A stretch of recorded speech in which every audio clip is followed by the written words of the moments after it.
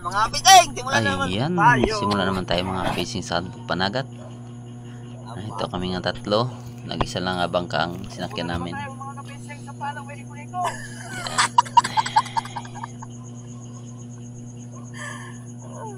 Mag-video lang muna tayo. Sila muna magtalon. Kaya hindi kayo magkasya sa bangka. Maliit lang ang bangka. Hindi tayo makagalaw ng mayos. Joke to sa siya mo.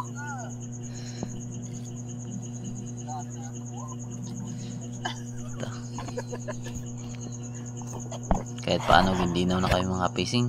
Ilang ulit din kami nagpalaot dyan. Yung malakas palagi ang alon.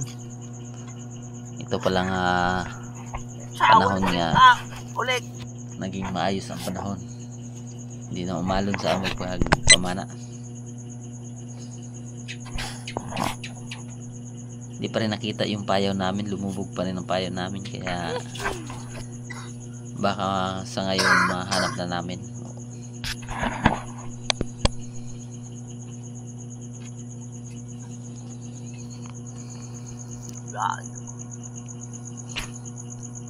Yan, kanya-kanya na ayos na mga gamit para sa pagsisid.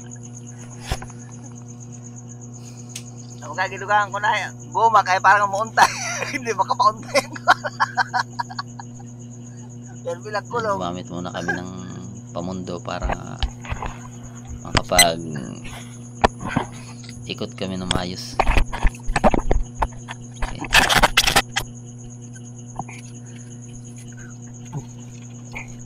Ito pa naman mga kapising ang sumisid. Tapos na sila. Yan, let's go na mga kapising.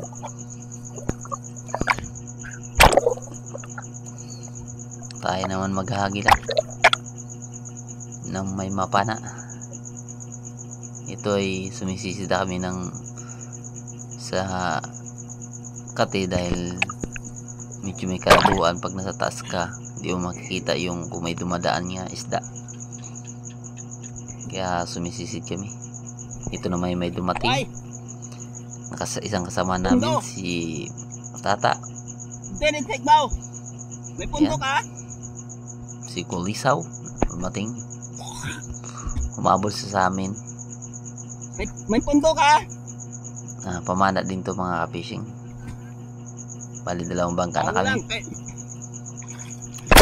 Pero si Christian may huli na siya mga kapishing. May huli na siyang isang tangigi. Alastra.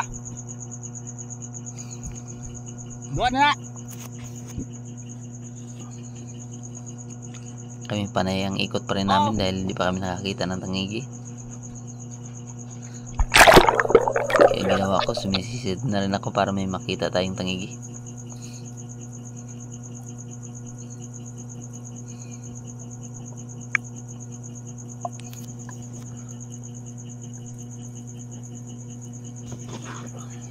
Kapag distansya mga kapising hindi natin makita pag nasa taas tayo dahil malabo yung ilalim. Ito mga kapising may nakita tayo pero paangat na ako, kaya ang ginawa natin bumalik lang tayo, hahanapin natin kung saan. Parang mahina na yung takbo niya kaya umangat muna ako dahil yung pagkakita ko ng tangigi paangat na ako. Ubus na yung ano ko. Kaya bumalik ako at hinanap ko na kung saan.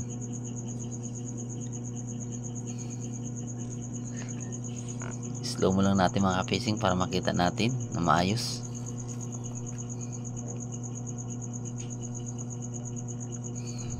Ayan. Nakita ko na mga kapising. Parang hindi pa talaga siya makita sa video. Kahit nag-slow muna natin. Ayan, nakita na natin yung buntot niya. Parang buntot lang mga kapising makita natin sa video. Sinintro ko na bago ko pinaputukan. Yun ang sama din mga kapising, dahil na akala ko hindi tatamaan, dahil pagpitik ko umano yung pana ko, na bitawan ko. Siguro maganda yung tama din, bitawan ko yung pana, dahil madulas yun sa nakagloves ako, sabay nilagyan ko ng interior yung hawakan, kaya mas lalong dumulas. Yun.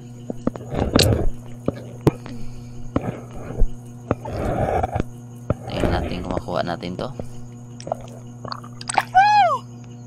Labihan pa. Kaya parang nanghihinayang ako, dahil parang wala akong ayos na pag ano, kung saan tinamaan, dahil sa labo ng dagat yung makita ko saan tinamaan. Sayang. Abwe.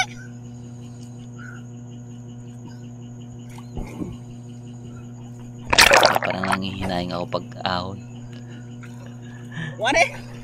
Pero nandiyan pa naman pala. Kala ko nawala dahil tumigil ang Ang takbo kumaslay. ng Ang payaw. aha. Sabi ko wala na. Pero nung hinawakan ko na siya, tumigas. Sabi ko, ano dito pa? Nandito pa yung isda. Wari. Kaari. Hirap talaga pag hindi mo nakita kung saan tinamaan dahil malabo. Wala may dumalagan. Pwede klaro. Saka yung ano, Doon na yung ba pana ko, nabitawan ko. Kaya yun, hindi ko nakapokus kung pagtingin sa isda kung saan ang tama.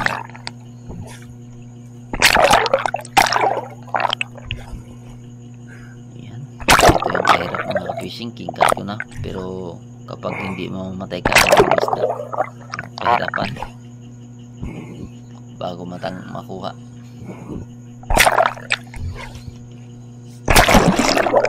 Dito na. Hindi nga magandang tama mga ka-fishing.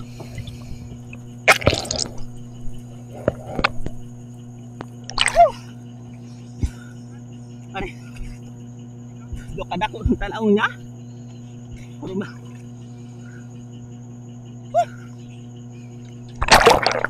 Kaya Marap pinagdala ako, ko ni Christian.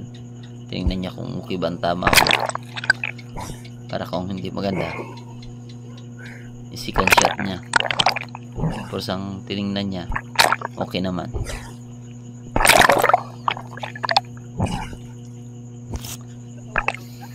Dakong tanong isda. Ito ab. Ito pala yung huli ko ay mga higit 3 kilo. Kay Christian naman, tangiging hawak niya ngayon, yan sa payaw niya, ay 5 kilo. Higit. Yan.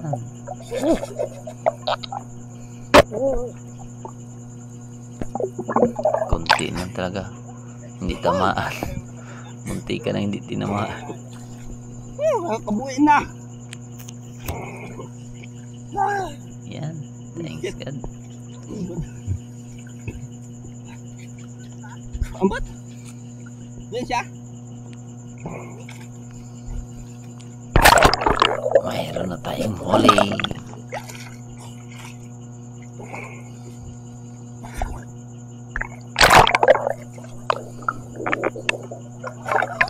Yan. Tali na natin to. Daang kabuin na yan. Yung nagdulak.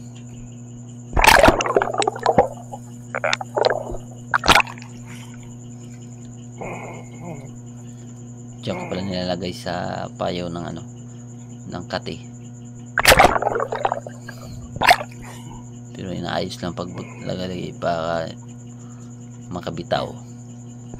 Ayusin na natin.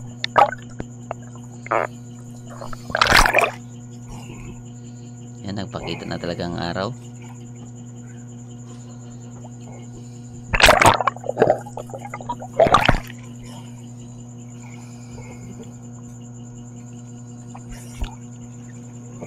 Bumalik ako sa bangka dahil sumigaw si Christian nga nakita niya na yung payaw, hinila niya para umangat sa taas.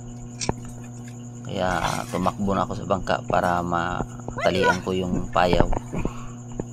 Malagyan namin ng box o styro nga pandagdag parang hindi lulubog. Yan, nakatali na kami. Kaya sabi ko hindi na masyado nakakatakot mag kung may payaw na. Kasi kung minsan yung pamundo namin alastra o nilipad yung bangka, ang hirap magsisid ka nga. Isip na sa bangka baka may iwanan tayo ng bangka, pero nandiyan na yung payaw, matali na natin na maayos, hindi na tayo matatakot kung maiwanan tayo ng bangka. Itali lang natin maayos.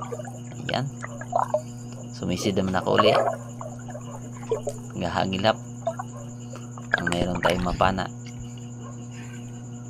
Yun, ang dalawang bangka nakatali na sa payaw.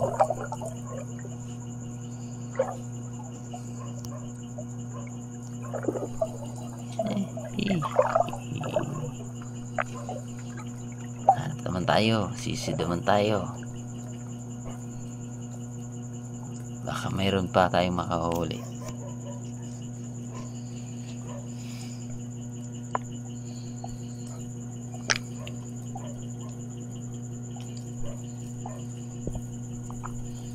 Yan, mahirap maghanap ng tangigi pag nandyan na rin ang tangigi. Kailangan mabilis ka para maabutan mo siya.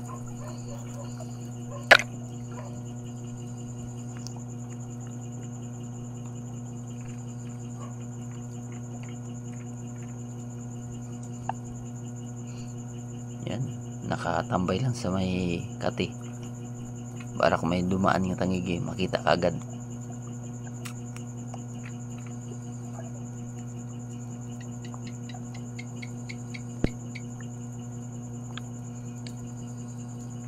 Tingnan nyo naman mga fishing, sobrang dilaw ng dagat, marami pang kati.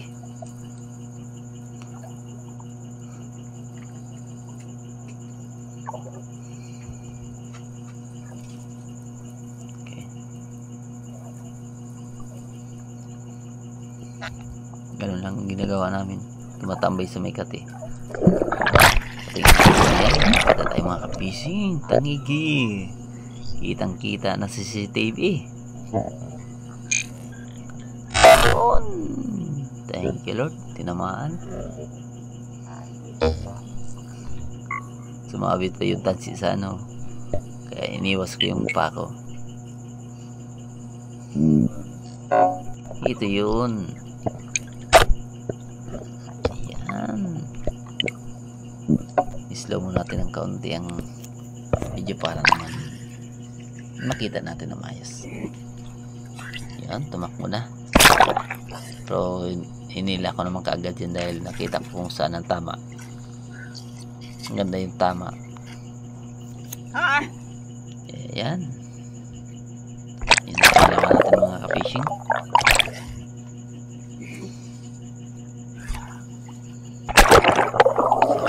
Hindi na masyado nalalagan yung video ko dahil ito yung last nga pana ko nga nalobat na kagad ang camera. Kaya dito lang basta yung natin video sa pangalawang pana.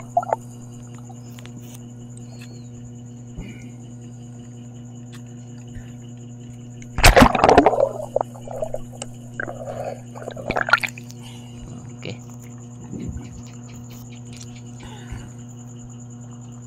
mayroon na tayong pangalawa mga ka-fishing.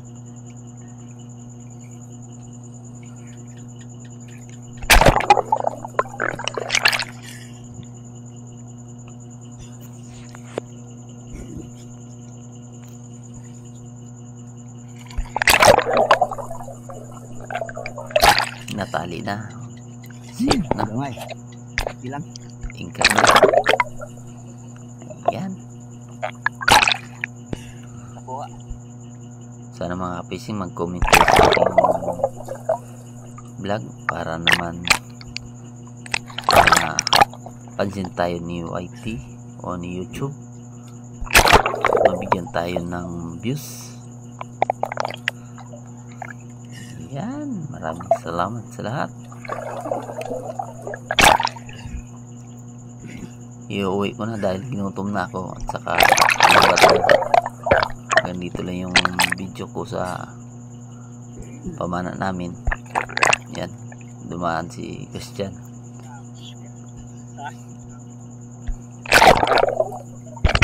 Yung dalawa na sa taas pa kumakain si Pano.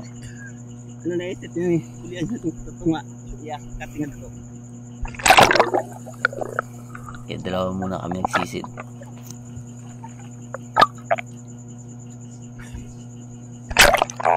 Ha. Layo. Okay, thanks God. Yan. Ito yun mga kapising yung huli namin. Ito kay Ratong. Ito kay Pano. Yun sa akin ay yung kapatid yung bumili. 4 kilos yun. Kaya ito yung binta nila. 2,324. Ang sa akin naman ay 1,200.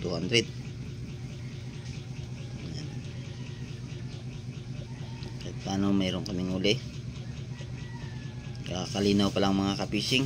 Kaya bigyan kami ng blessing. Ayan. Maraming salamat. And God bless sa aming lahat. Ayan. Maraming salamat mga kapishing sa inyong walang sawang suporta. Sa hindi pa nakasubscribe, BG Fishing po, please po subscribe, pakipindutin ang bell button, i-bell on nyo po para lang i-update kayo sa mga vlog, pa-like and share din po. Maraming salamat and God bless sa atin.